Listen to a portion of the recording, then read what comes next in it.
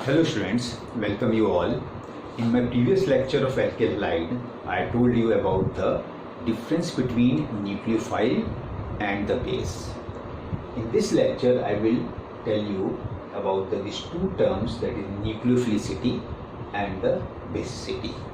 So what I told in my previous lecture, nucleophile, these are the species which can donate its electron pair to the electrophile to form a covalent bond, whereas the base, these are the species which can donate its electron pair to the proton to form a covalent bond. And one of the important thing that I told you is nucleophile, they are the Lewis base, whereas this base, these are the Bronsted base. Okay, so this is the important differentiation. Let's see the difference between this nucleophilicity and the basicity. Nucleophilicity and the basicity. So nucleophilicity, this is a tendency of nucleophile to attack over the electrophilic center or to attack the electrophile, or we can say how fast, how easier the nucleophile can attack over the electrophile. So this is the nucleophilicity. And basicity is the how the base, the tendency of base to attack over the proton, or tendency of Bronsted base to attack the proton. So this nucleophilicity, it is the tendency of nucleophile, and we know that this nucleophiles, these are the Lewis base. Tendency of, or we can say that tendency of Lewis base to attack the electrophile, whereas basicity, it is the tendency of base, and we know that this base are the Bronsted base. Tendency of base or Bronsted base to form a stable bond with proton, or to attack the proton. Okay, so for example, means this is the tendency, or this is the how easy the nucleophile can attack over the electrophile, how fast the nucleophile can attack over the electrophile. Here base, how easier this Bronsted base or base can form a stable bond with the proton. Now if we see example, suppose if we have a ethyl alcohol and ethyl bromide. So in here ethyl alcohol will act as a nucleophile having this lone pair of electron. So it will attack over the electron deficient center. So it will attack over the electron deficient center, and what we will get, nucleophilic substitution product, we will get plus bromide ion will leave out. Bromide ion will leave out. So this is nucleophile and this is the leaving group. This is substrate molecule and this is the nucleophilic substitution product. Whereas this base, or base are the Bronsted base which can attack over the proton. So suppose if we have a ammonia having this lone pair of electron, and if we have a water molecule,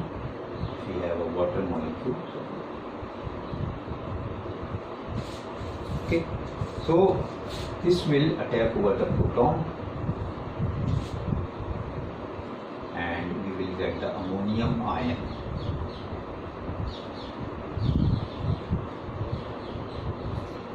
plus this OH minus ion is formed here. Okay, so this is the acid-base reaction.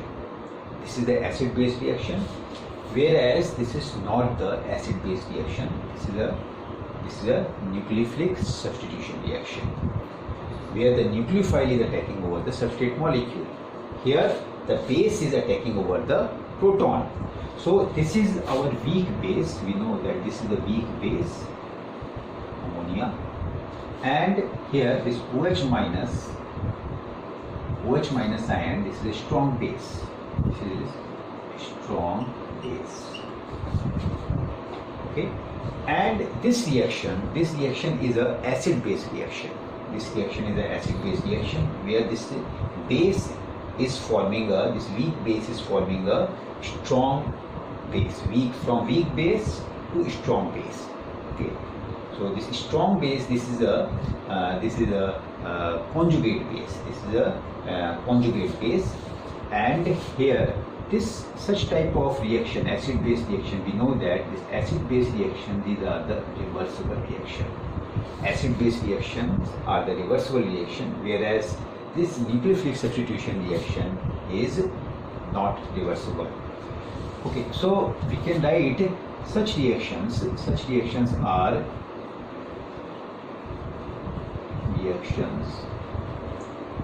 reversible reaction, whereas these reactions are irreversible.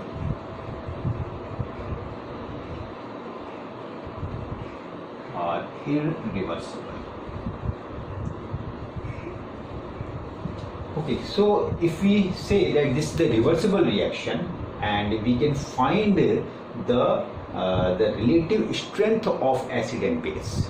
So we can measure for this reaction, we can measure the pKa value for this reaction. For acid-base reaction, we know we can measure the pKa of that reaction, or we can say that such acid-base reaction, it tells about the relative strength of acid and base, or which tells about the relative stability of acid and base. So here we can measure the pKa value, or we can say pKb value. Indirectly we can measure the pKb value also. So we can measure the pKa value of such reactions, or we can say that we can measure the relative stability, or we can determine the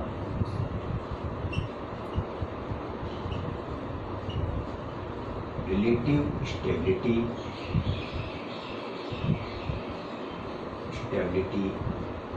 or we can say relative strength of acid base.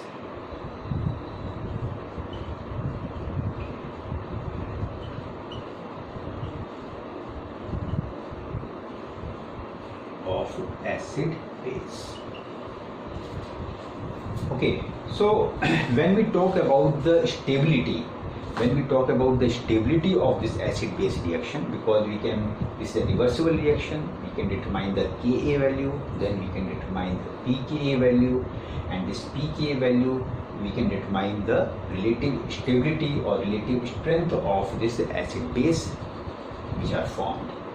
Okay, so here such reactions where we can determine the stability of the product, we can determine the stability of product, then we say such type of reactions, they are telling about the thermodynamic stability. So these reactions, such concept, this is basicity concept, this is a thermodynamic concept, because we can determine the relative stability of the this product formed, or the reactant. So it is basicity is a thermodynamic concept.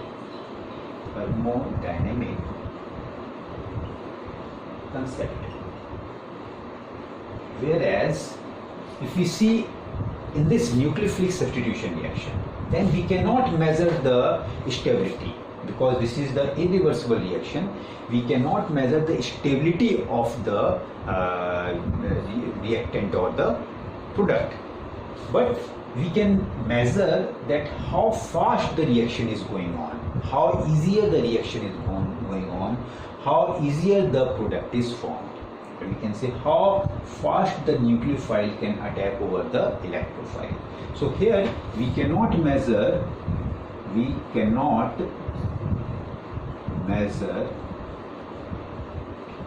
the relative stability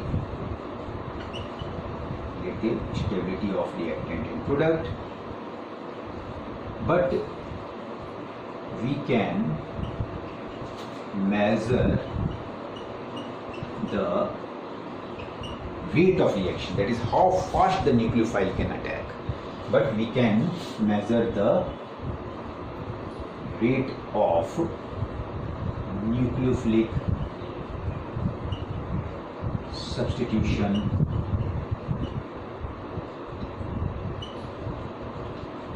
reaction. So if we talk about the rate of nucleophilic substitution reaction, then such concept, the nucleophilicity, is a kinetic concept. So that's why we can say that it is a kinetic concept, because it tells about the rate of reaction. It is not telling some thermodynamic stability of the reaction. So it is a kinetic concept, and this is the thermodynamic concept. Okay. So main thing that this basicity and nucleophilicity, main thing is that it tells about the stability and it tells about the rate of reaction, how fast the nucleophile can attack over this electrophile. Now another important difference between these two, that the rate of reaction, how fast the nucleophile can attack over the electrophile, it also depends upon some factor. For example, in which medium the reaction is going on. Medium means solvent. So the nucleophilicity or the rate of reaction, that depends upon the medium in which the reaction is going on, or it depends upon the nature of solvent. Okay, so nucleophilicity, or how fast the nucleophile can attack, depends on the medium, that is nature of solvent,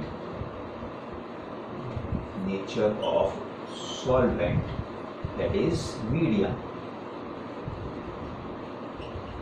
nature of solvent.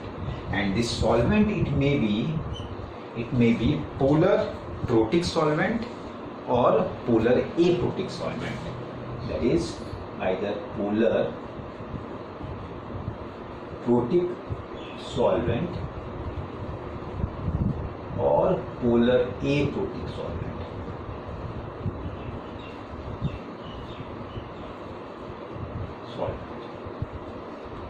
And it also depends upon another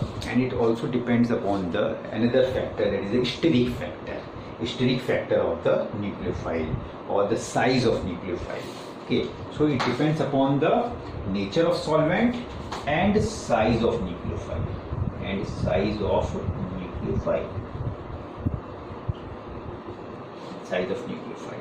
Whereas this basicity, it is independent of the nature of solvent or medium. So it is independent of nature of solvent. It's very important difference. Nature of solvent. So I will discuss how the rate of reaction is dependent on the solvent, nature of solvent. So let's see what are the factors which determine the rate of nucleophilic substitution reaction. So let's see. So there I will discuss how the nucleophilicity depends upon the solvent also.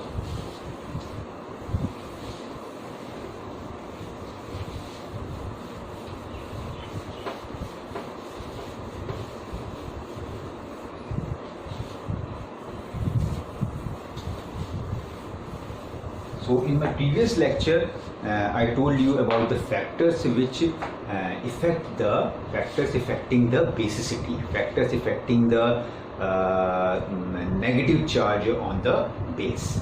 And here now let's see the factors which affect the nucleophilicity. Factors affecting nucleophilicity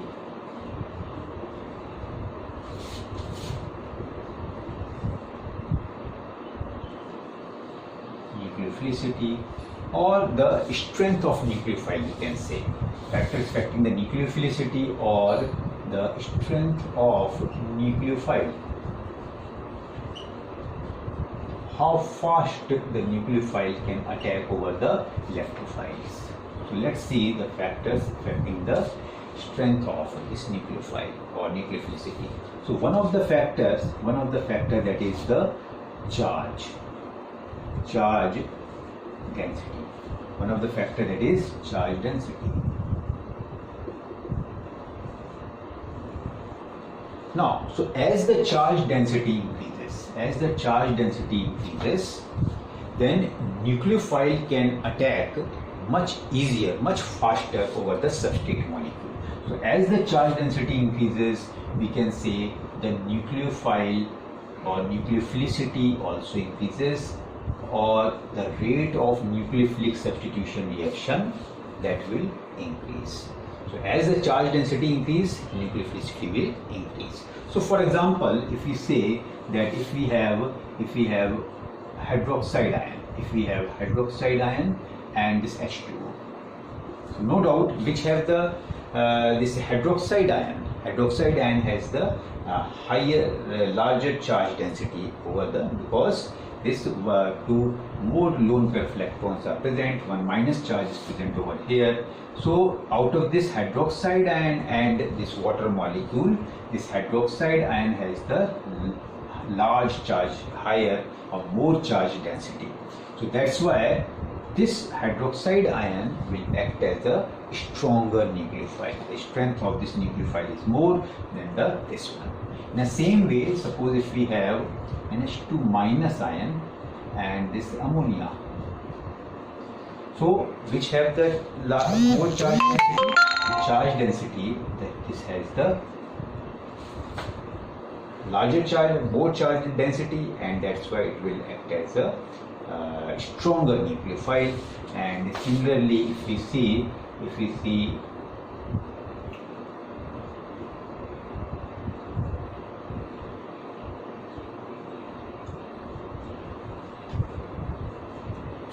so here it has the H minus as the large charge density, then this H2S, and in the same way, suppose if we have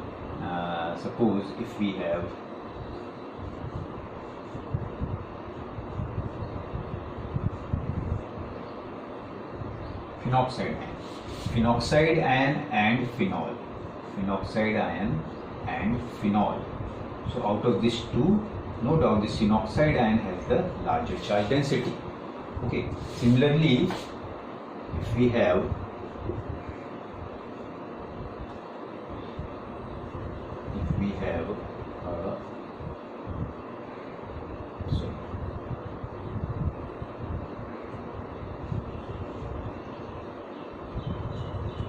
this is acetate ion and acetic acid. Acetate ion and this acetic acid. So out of these two, acetate ion will act as stronger nucleophile than the acetic acid.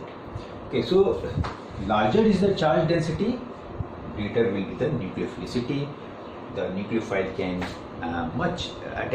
attack faster in that case. Now second that is the electronegativity. So as the electronegativity increases, the nucleophilicity that will decrease. Electronegativity increase, the nucleophilicity that will decrease. So how we can say? We can say, suppose if we have iodide ion, similarly if we have suppose if we have, or suppose fluoride ion, fluoride ion, and then if we have a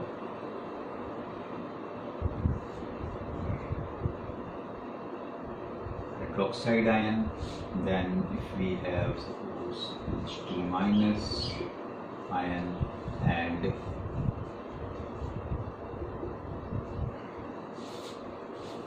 methyl ion. Okay, so here in this case, which will act as a stronger nucleophile? Suppose these are the 4 species which will act as a stronger nucleophile.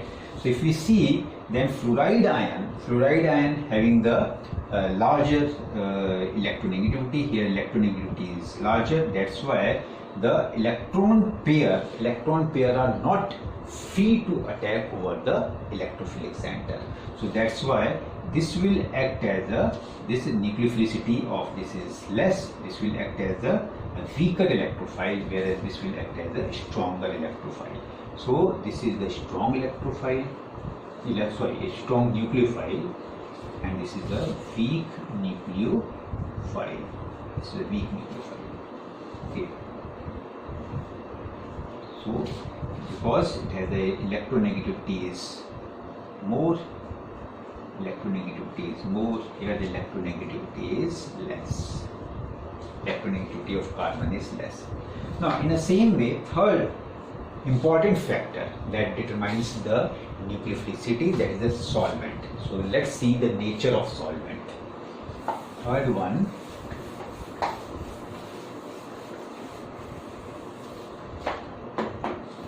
now the next factor is the nature of solvent.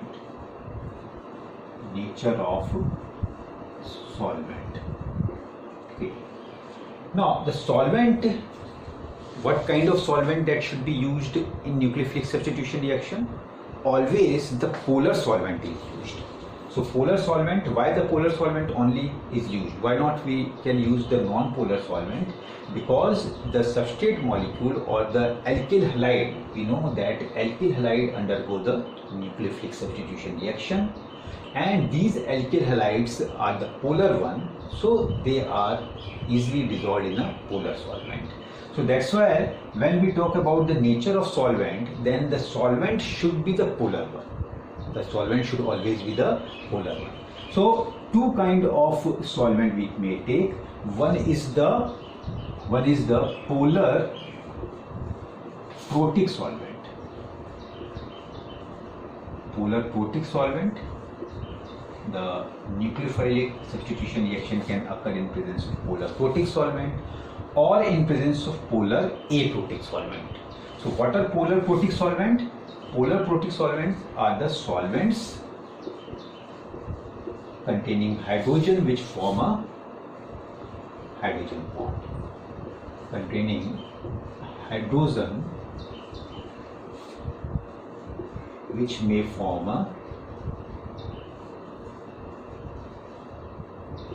H bond. Okay, so such type of solvents are called as the polar solvent which is able to form a hydrogen bond. Okay, so for example, all of you know this water can act as a polar protic solvent having a hydrogen, and it also forms the hydrogen bonding, and similarly this methanol, ethanol. Okay, similarly this acetic acid or formic acid and acetic acid. So such kind of solvent containing the hydrogen and which can form a hydrogen bond, they are said to be the polar protic solvent. Now, so how the nucleophile behaves in presence of polar protic solvent? So suppose if we have iodide ion, bromide ion, chloride ion and fluoride ion.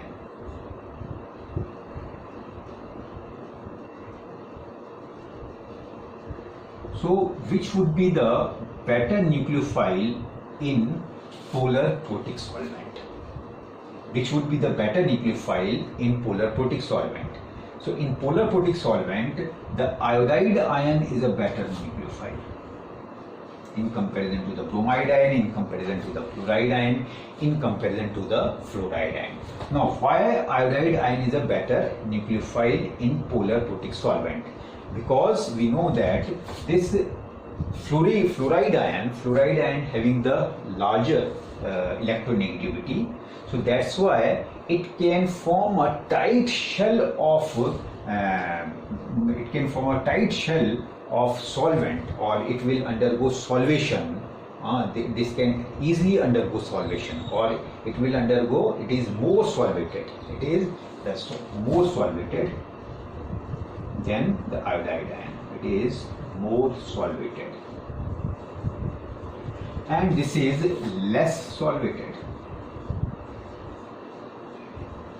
If it is more solvated, it means this can form a shell of solvent around surrounding itself.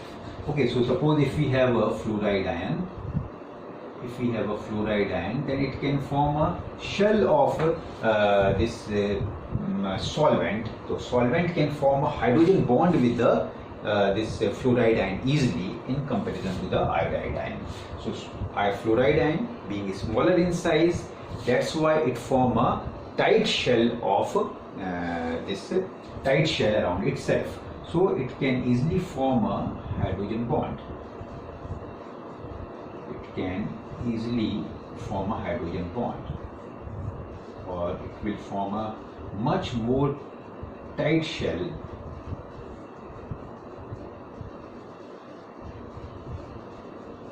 like this.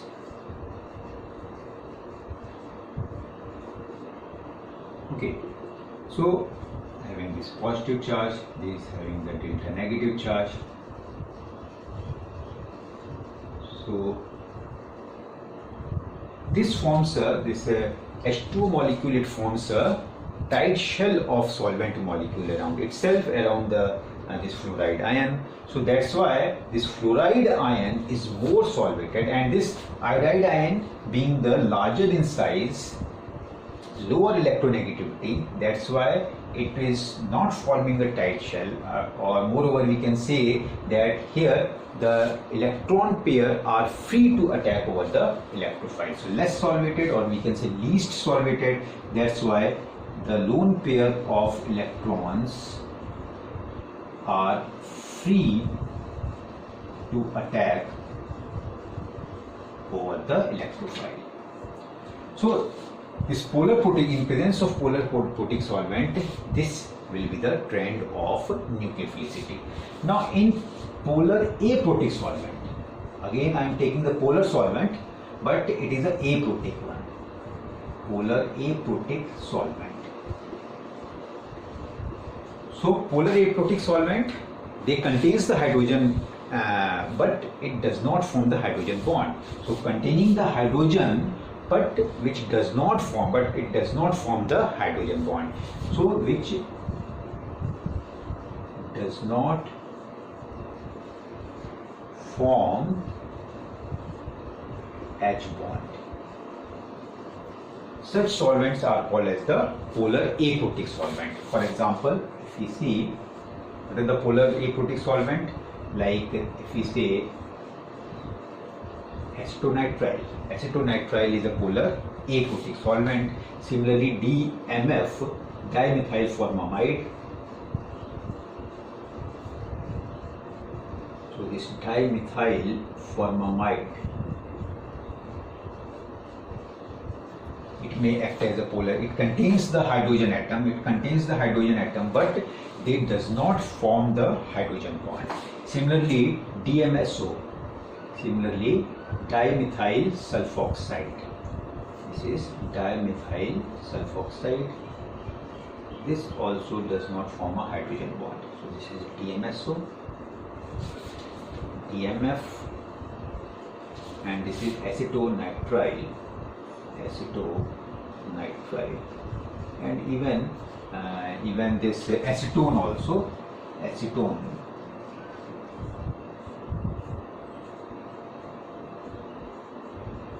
So these are the polar aprotic solvent.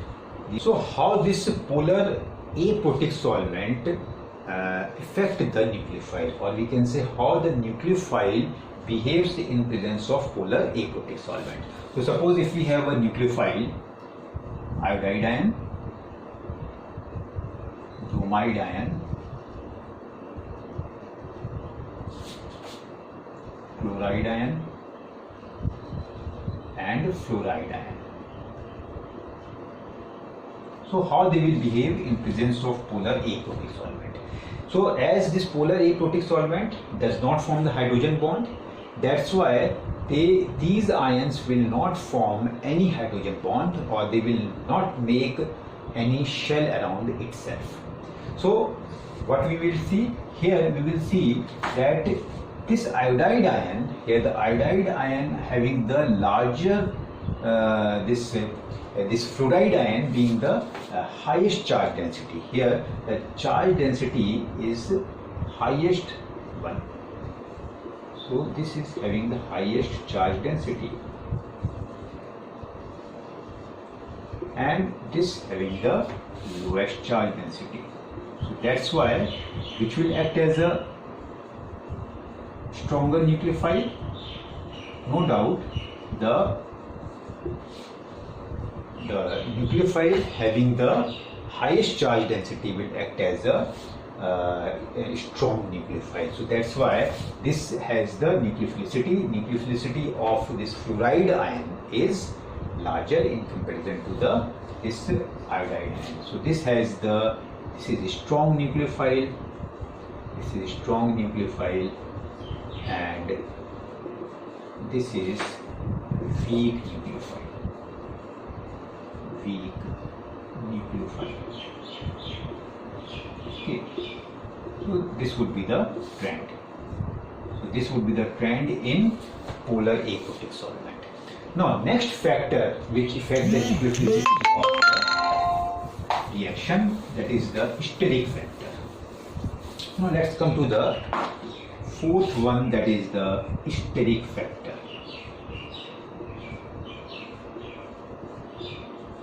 Steric factor, it is related to the size of the nucleophile. So that is, or we can say, size of nucleophile. Size of nucleophile. Now as the size of nucleophile increases, then the steric hindrance will increase. So as the size will increase, then it is not be able to attack over the electrophilic center easily. No. So for example, suppose if we have suppose this is methoxide ion and this is our ethoxide ion. Similarly, if we have a propoxide ion and tertiary butoxide ion. So this is our tertiary butoxide ion. Okay, so which will act as a stronger nucleophile. So no doubt this methoxide ion will act as a stronger nucleophile in comparison to the ethoxide, propoxide or tertiary butoxide ion. So this is our tertiary butoxide ion and this is methoxide ion.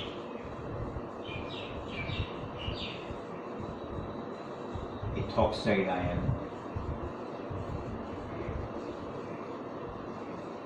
isopropoxide ion,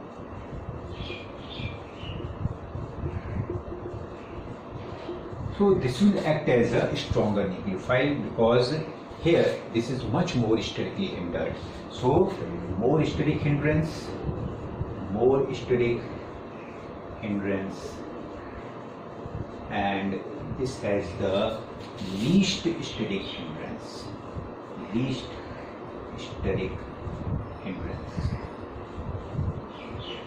So it cannot attack the substrate molecule or alkyl halide easily. Now suppose if we have this ethyl bromide, and if we have ethyl bromide and if we have a methoxide ion, then which can easily attack over this center? No doubt the methoxide ion can easily attack over the center in comparison to the in comparison to this ethoxide ion. So we can see it with the help of model also. Now suppose if we have this is our ethyl bromide. So this is our ethyl bromide. It's a green color, green color ball. This is our bromide ion. So this is the ethyl bromide. And now if we see, if two nucleophiles are there, so if this is the methoxide ion, then methoxide ion, and this is the oxide, ion. So red color ball, it is the bromide one, bromine oxygen atom. So it is a oxygen atom. So this can easily attack over this carbon center, and this bromine will leave out. This nucleophile, or we can say methoxide ion. So these white color balls, these are the hydrogen atom, and this red color ball, this is the oxide ion, whereas this green color ball, this is the bromide ion. So this nucleophile or the lone pair of electrons which are present over this oxygen atom, this will attack over this electrophilic center, and this bromine atom will leave out. So this methoxide ion can easily attack over this electrophilic center, less sterically hindered in comparison to, now suppose we are taking the methoxide ion. So this is the model of the methoxide ion. So this methoxide ion, being the bulkier one, if it is attacking over this electrophilic center, then no doubt a lot of steric hindrance are there. So that's why, so as the steric hindrance increases, then the nucleophilicity that will decrease. The nucleophile is not able to attack over the electrophilic center. So these are some of the factors which affect the nucleophilicity of the reaction. This is about the nucleophilicity versus the basicity. Now in next lecture I will discuss about the leaving group. Okay, thank you.